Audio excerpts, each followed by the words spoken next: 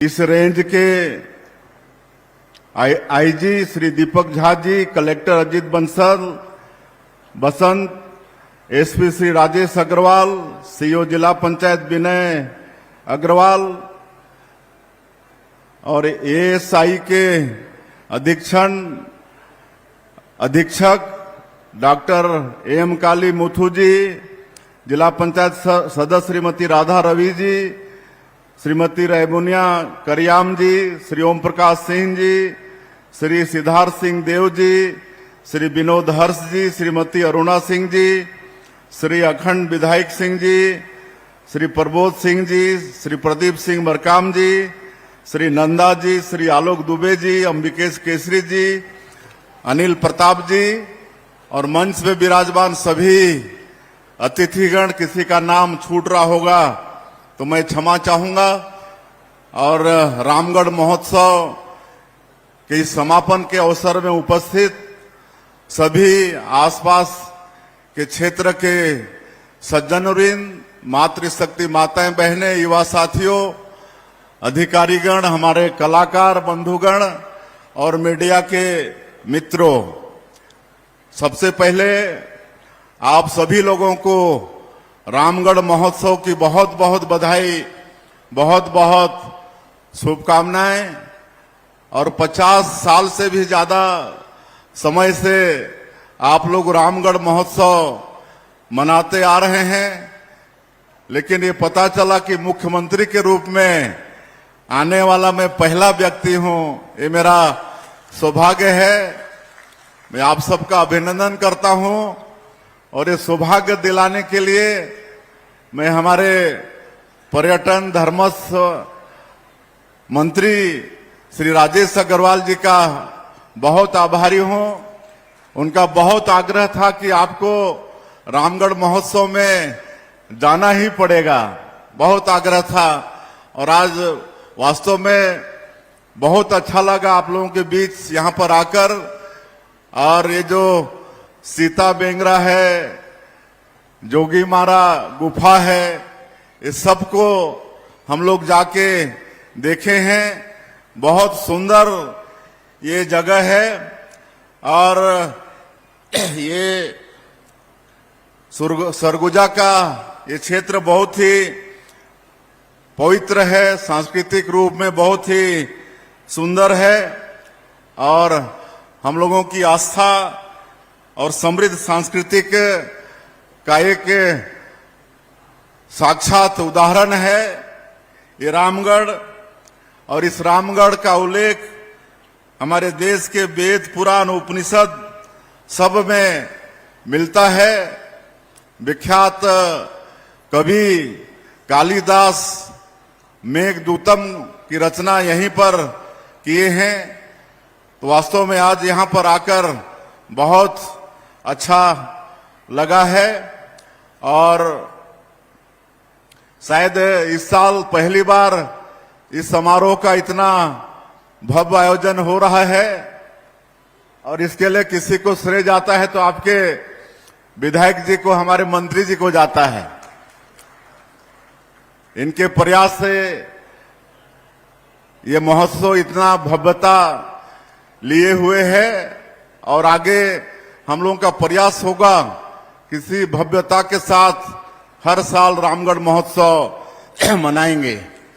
अभी हमारे पूर्व वक्ताओं को आप सब लोग सुने हैं। हम लोग माननीय प्रधानमंत्री जी का जो नारा है, विकास भी और विरासत भी, विकास तो कर ही रहे हैं और विकास कैसा हुआ है आप सबको बताए हैं हमारे मंत्री जी कि मात्र अभी कुछ महीने पहले, पिछले महीने 13 जून को हमारी सरकार के 2.5 साल हुए हैं और 2.5 साल में मैं पूरे प्रदेश की बात नहीं कर रहा हूं। आपका सिर्फ ये सरगुजा जिला, इस सरगुजा जिला में 2387 करोड़ रुपया से ज्यादा का विकास काम हुआ है और अगर संख्या की दृष्टि से देखेंगे तो 45,567 काम ये 2.5 वर्षों में आपके सरगुजा जिला में, जहां पर हम लोग का 3 विधानसभा क्षेत्र है, वहां पर विकास का काम हुआ है। और वास्तव में भारतीय जनता पार्टी की सरकार जो कहती है उसको करती है। भारतीय जनता पार्टी की सरकार में कथनी और करनी में एक रूपता होता है, और इसलिए आज पूरे देश की जनता का विश्वास हमारी पार्टी, एनडीए, बीजेपी और हमारे देश के यशस्वी प्रधानमंत्री आदरणीय नरेंद्र मोदी जी पर बढ़ा है। आज हमारे देश के प्रधानमंत्री दुनिया में सबसे लोकप्रिय नेता हैं। ये सब हम 140 करोड़ भारतवासियों के लिए बड़ा सौभाग्य का विषय है। 2.5 साल में 2023 के विधानसभा चुनाव में जो भी पार्टी का वादा था छत्तीसगढ़ की 3 करोड़ जनता के साथ में, और हमारे देश के यशस्वी प्रधानमंत्री आदरणीय नरेंद्र मोदी जी स्वयं आकर छत्तीसगढ़ की 3 करोड़ जनता से वादा किए थे कि इस बार भारतीय जनता पार्टी की सरकार बनाओ तो आपके सभी काम होंगे। और उस वादा को हम लोग मोदी की गारंटी का नाम दिए हैं, और ये 2.5 वर्षों में मोदी की गारंटी का अधिकांश काम को पूरा किए हैं।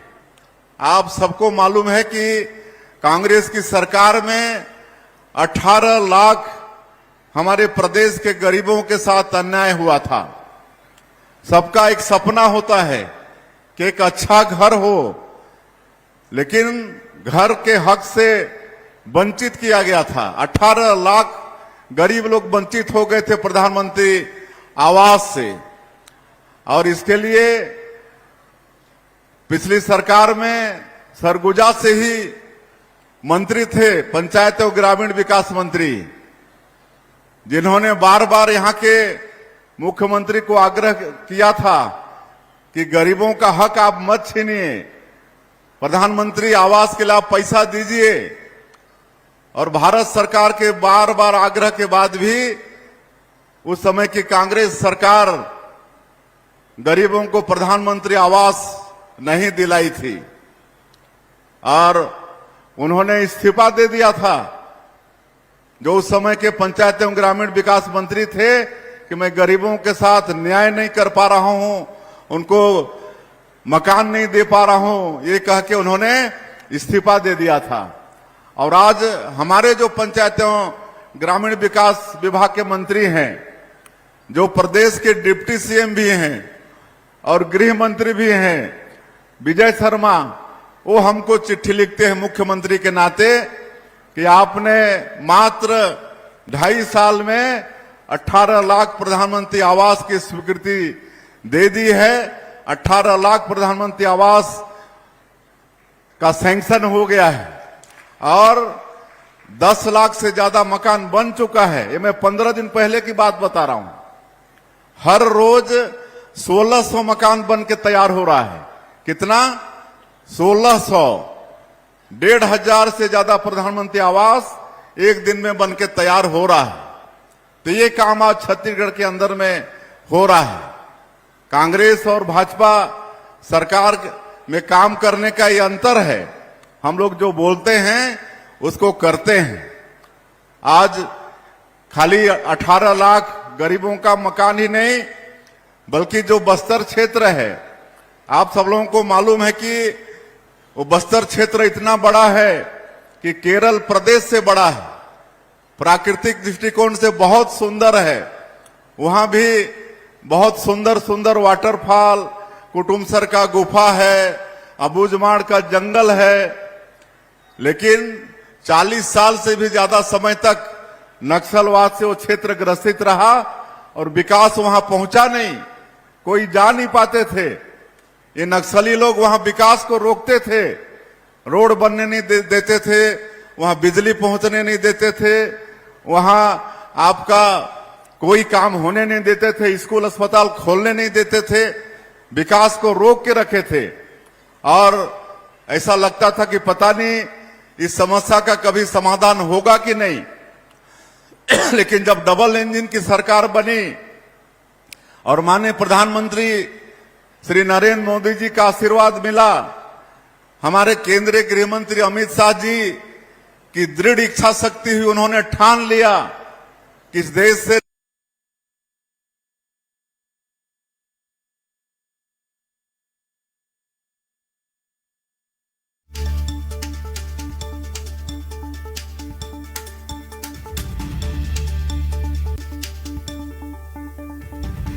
महोत्सव में सीएम साई की मौजूदगी है और कई बड़े दिग्गज नेता यहां पर पहुंचे हैं। अंबिकापुर रामगढ़ नक्सलवाद को समाप्त करना है और उसके लिए डेट भी घोषित कर दी, 31 मार्च 2026 को नक्सलवाद समाप्त करना है। और हमारे छत्तीसगढ़ में 75% से ज्यादा नक्सलवाद बचा था, लेकिन आज हमारे जवानों के अदम्य साहस, मैं उनको भी नमन करता हूं, उनके साहस को नमन करता हूं। आज एक जो असंभव सा काम, ये समस्या का कभी समाधान होगा कि नहीं, आज नक्सलवाद को हम लोग समाप्त कर पाने में सफल हुए हैं। तो वो क्षेत्र में भी आज विकास के काम हो रहे हैं, बस्तर क्षेत्र में भी विकास के काम हो रहे हैं। तो ऐसा पूरे छत्तीसगढ़ के अंदर हम लोग विकास का काम कर रहे हैं।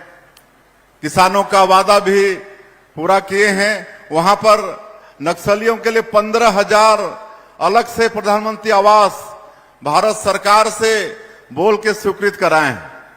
और जैसे जैसे उनकी मांग आ रही, उनको मकान देते जा रहे हैं। 6,000 से ज्यादा जो पुनर्वासित नक्सली हैं, उनका मकान बन चुका है। और जो पीवीटीजी के लोग हैं, जो राष्ट्रपति के दत्तक पुत्र कहे जाते हैं, जैसे हमारे छत्तीसगढ़ में कोरवा है, बिरहोर हैं, कमार हैं, बैगा हैं, अबुझमाड़िया हैं, उनके लिए 32,000 प्रधानमंत्री आवास अलग से मिला है और 2-2 लाख का उनका मकान बनता है। तो आप सोच सकते हैं कि ये 2.5 साल के अंदर कितने गरीबों को हम लोग प्रधानमंत्री आवास दे चुके हैं। आज किसानों का वादा भी पूरा किए हैं। 3100 रुपया प्रति क्विंटल धान का कीमत दे रहे हैं, 21 क्विंटल प्रति एकड़ धान खरीद रहे हैं।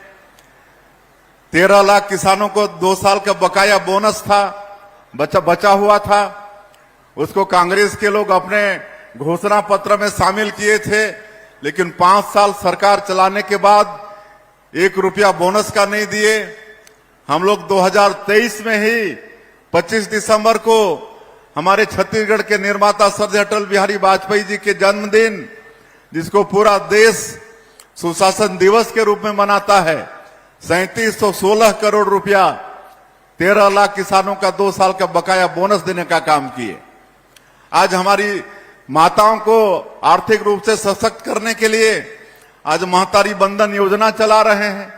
28 किस्त दे चुके हैं, 18,000 करोड़ से ज्यादा उनके खातों में भेज चुके हैं। 1,000 रुपया हर महीना उनको देते हैं। आज बस्तर भी नक्सल मुक्त हो रहा है, तो वहां भी 20,000 से ज्यादा माताओं को अभी 2 किस्त उनका भी भेज चुके हैं। आज रामलला दर्शन योजना, ये छत्तीसगढ़ माता कौशल्या की जन्मभूमि है, प्रभु श्री राम का ननिहाल है। और आप सबको मालूम है कि 500 साल के संघर्षों के बाद हमारे कितने हिंदुओं के बलिदान होने के बाद आज अयोध्या धाम में प्रभु श्री राम एक टेंट से भव्य मंदिर में विराजे हैं। तो जो खुशी छत्तीसगढ़ वासियों को हुई है, वो खुशी शायद किसी को नहीं होगी, काहे कि हम लोगों का प्रभु श्री राम से गहरा नाता है। अपने 14 साल के वनवास काल का 10 साल प्रभु श्री राम, माता सीता और लक्ष्मण भैया हमारे छत्तीसगढ़ के अंदर में बिताए हैं। और आज इसलिए हम लोग यहाँ रामलला दर्शन योजना चला रहे हैं। ये 2.5 साल में 49,000 से ज्यादा राम भक्त अयोध्या जाकर प्रभु श्री राम का दर्शन करके आशीर्वाद लेके आ चुके हैं। और लगातार हमारे मंत्री जी राम भक्तों को भेज रहे हैं रेल में। और कभी जो वापस आते उनसे पूछिएगा कि कैसी व्यवस्था रहती है, तो लोग बोलते हैं कि हम लोग अपनी व्यवस्था में भी जाते तो शायद इतना अच्छा दर्शन नहीं कर पाते। इतना अच्छा हमारे राजेश अग्रवाल जी व्यवस्था करते हैं। अभी 1000 लोगों को सोमनाथ भेजे थे। अभी कुछ ही दिन पहले प्रदेश के 1000 लोगों को सोमनाथ स्वाभिमान सांस्कृतिक यात्रा में भेजे थे। तो इस तरह का काम यहां पर चल रहा है।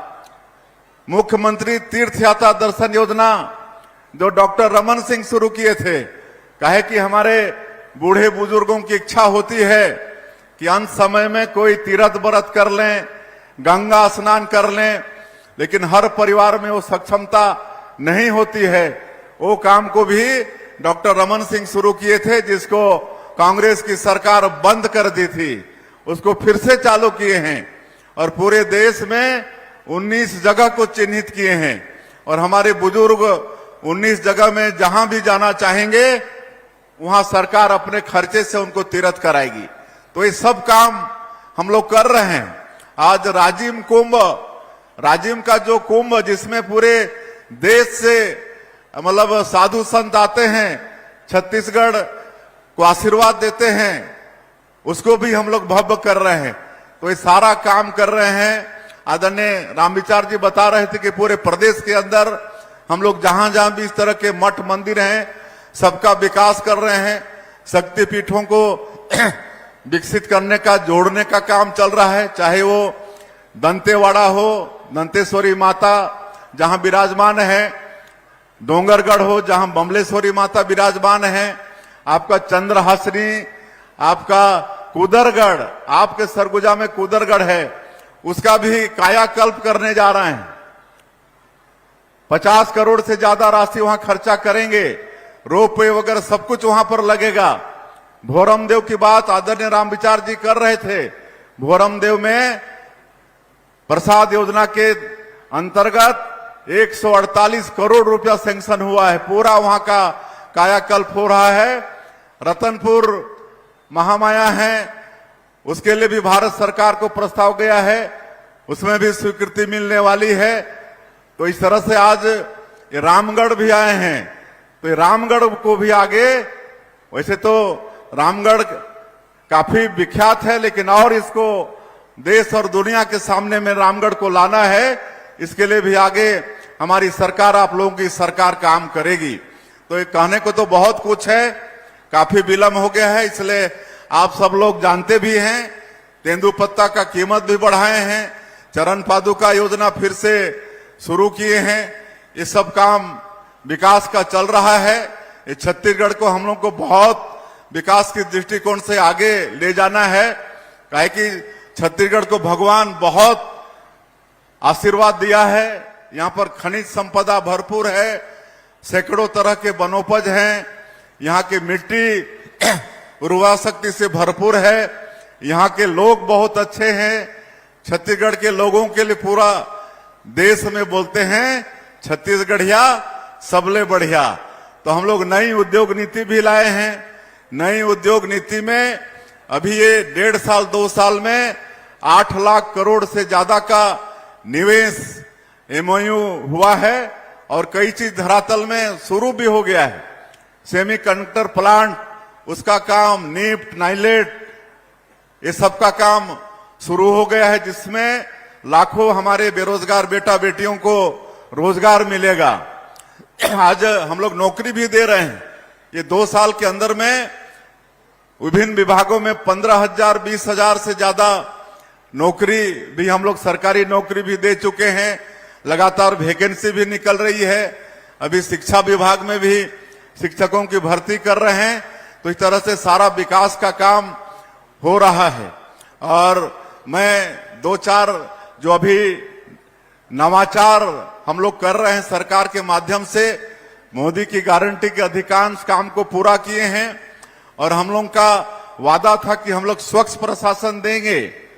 तो स्वच्छ प्रशासन देने के लिए हम लोग अलग से गुड गवर्नेंस, सुशासन और अभिसरण विभाग का गठन किए हैं।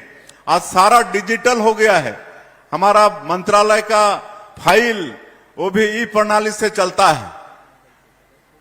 बायोमेट्रिक्स अटेंडेंस का प्रावधान हो गया है। ये सब पूरा डिजिटल हो गया है। करप्शन के जितने रास्ते थे पिछली सरकार में जो घोटाला करते थे आबकारी में, कोयला में, वो सब रास्ता को बंद कर दिए, सारा डिजिटल कर दिए। और आप लोग ये भी देख रहे हैं कि पिछली सरकार में जो भी घोटाला हुआ और उसमें जांच हो रही है और दोषी पाए जाने पर सब लोग आज दंडित भी हो रहे हैं, जेल के अंदर भी जा रहे हैं, कुछ लोग बेल में भी हैं, कुछ लोग फिर जेल जाने की तैयारी में भी हैं। तो ये स्वच्छ प्रशासन देने का काम हम लोग कर रहे हैं। अभी एक मुख्यमंत्री हेल्पलाइन शुरू किए हैं, आप सब लोग नोट कर लेंगे। मुख्यमंत्री हेल्पलाइन 1076 1076। मांग को छोड़ के कोई भी समस्या हो तो आप सीधे 1076 डायल करिए, आपका कॉल रिसीव होगा, आपकी समस्या पूछी जाएगी। तो समस्या आप बताइए। सब समस्या के निदान के लिए टाइम बाउंड किए हैं, अलग अलग समय निर्धारित किए हैं और उस समय में आपकी समस्या का समाधान होगा। 24 घंटा और 7 दिन खुला। एक शिफ्ट में 50 कर्मचारी बैठते हैं, 50 कॉल एक बार में रिसीव होगा। 1076 8 घंटा, फिर दूसरे 8 घंटा में दूसरा शिफ्ट, रात में 25 का शिफ्ट। इस तरह से रात और दिन एक खुला है और मैं मुख्यमंत्री के नाते रोज उसकी समीक्षा करता हूं तो बहुत अच्छा उसका रिस्पांस आ रहा है। रोज 3000 के करीब समस्या आ रहा है और तत्काल में आधे से ज्यादा का निपटारा भी हो रहा है। तो अब कोई भी समस्या हो, 8000 तहसीलदार से लेकर हमारे विभाग के सचिव तक 8000 अधिकारी कर्मचारी उसमें शामिल हैं, वो समस्या का निपटारा करते हैं। तो ये एक सहूलियत आप लोगों को देने का काम किए हैं। एक बिजली बिल जिसका ज्यादा है और 1.5-2 साल से पटा नहीं पा रहे हैं, उनके लिए एक मुख्यमंत्री बिजली बिल भुगतान समाधान योजना ये शुरू किए हैं। 31 मतलब कल तक, आज तक था ये जून तक, लेकिन इसको फिर बढ़ा दिए हैं 3 महीना के लिए। अगर कोई बच गए होंगे तो अभी भी समय है, आप लोग अपने नजदीक के बिजली ऑफिस में पंजीयन कराइए। तो आपका जो सरचार्ज लगा है, जुड़ा है, जिसके कारण आपका बिल ज्यादा हो गया है, उसको पूरी तरह से माफ कर रहे हैं। और मूलधन को भी अगर एक टाइम में आप पटाते हैं तो 10% उसमें भी रियायत दे रहे हैं। 757 करोड़ रुपया बिजली बिल हम लोग माफ कर रहे हैं। ये घरेलू कनेक्शन तो किसी का अगर बचा होगा तो अभी 3 महीना फिर समय बढ़ा रहे हैं। और एक आग्रह होगा आप लोगों से कि आप सब लोग अपने घरों में सोलर प्लेट लगवाइए बिजली के लिए। माननीय प्रधानमंत्री जी चाहते हैं कि हर गरीबों के घर में हर घर पक्का का हो, शौचालय हो, गैस का सिलेंडर हो, उनके घरों में नल द्वारा पानी पहुंचे। उसी तरह से हर गरीब को मुफ्त में बिजली भी मिले। इसके लिए प्रधानमंत्री सूर्य घर मुफ्त बिजली योजना, इसकी शुरुआत माननीय प्रधानमंत्री जी किए हैं। इसमें सब्सिडी दे रहे हैं। 1 किलोवाट में भारत सरकार का 30,000 सब्सिडी और प्रदेश सरकार का 15,000 सब्सिडी, 45,000 का सब्सिडी 1 किलोवाट में। 2 किलोवाट में 90,000 सब्सिडी और 3 किलोवाट में 1,08,000 की सब्सिडी है। एक बार आप लगा लेंगे तो आने वाले 25 साल आपको बिजली बिल भुगतान नहीं करना पड़ेगा, आपका बिजली बिल 0 आएगा। मैं अभी सुशासन तिहार के अंतर्गत मैं रात में जहां रुकता था जिला में, तो एक घर जरूर जाता था, वहां पर जो लाभार्थी है तो लोग बताते थे कि 3500-3600 बिजली बिल आता था, लेकिन अब 0 आ रहा है। तो आप सबसे मेरा आग्रह होगा कि इसका भी आप सब लोग लाभ लें। हम लोग एक और व्यवस्था कर रहे हैं, अटल डिजिटल सेवा केंद्र खोल रहे हैं हर पंचायत में। उसमें जो भी आपका प्रमाण पत्र है, जाति, निवास, आय, आपका खसरा, B1 और 1 लाख का ट्रांजैक्शन एक दिन में सब आपको अटल डिजिटल सेवा केंद्र से मिलेगा। 1 लाख तक के लिए आपको बैंक जाना नहीं पड़ेगा। और अभी तक 6,000 से ज्यादा पंचायतों में अटल डिजिटल सेवा केंद्र खोल चुके हैं। धीरे से सारे पंचायतों में खोलेंगे। हम लोग पैक्स खोल रहे हैं। 2058 पैक्स पहले से थे। ये कृषि साख समिति हिंदी में बोलते हैं। यहां पर हमारे सिंह साहब जो जिलाध्यक्ष हैं वो बता पाएंगे। इस साल 515 नया खोले हैं और ये जगह जगह खोलेगा। इसी के माध्यम से हम लोग किसानों को खाद बीज ये सब देंगे, उनको दूर जाना नहीं पड़ेगा, वहीं से उनको लोन की भी व्यवस्था होगी। तो ये सब आप लोगों की सुविधा के लिए हम सब लोग कर रहे हैं। तो इन योजना का भी लाभ आप लोगों को लेने की आवश्यकता है। और तरह तरह का भ्रम कांग्रेस के लोग फैलाते हैं, ये सबसे सजग रहना है। पिछले 5 साल इनको अवसर मिला था, बहुत बड़ा जनादेश मिला था, 70-71 इनके विधायक थे। लेकिन जो जन घोषणा पत्र में 36 वादा किए थे, उसमें से एक भी वादा पूरा नहीं किए। आज हम लोग इतना काम कर रहे हैं, उनको दिखता नहीं है। उनके लोग बोलते हैं कुछ भी नहीं हो रहा है। लेकिन आप लोगों को पता है कि धरातल में भारतीय जनता पार्टी की सरकार की तरफ से क्या हो रहा है।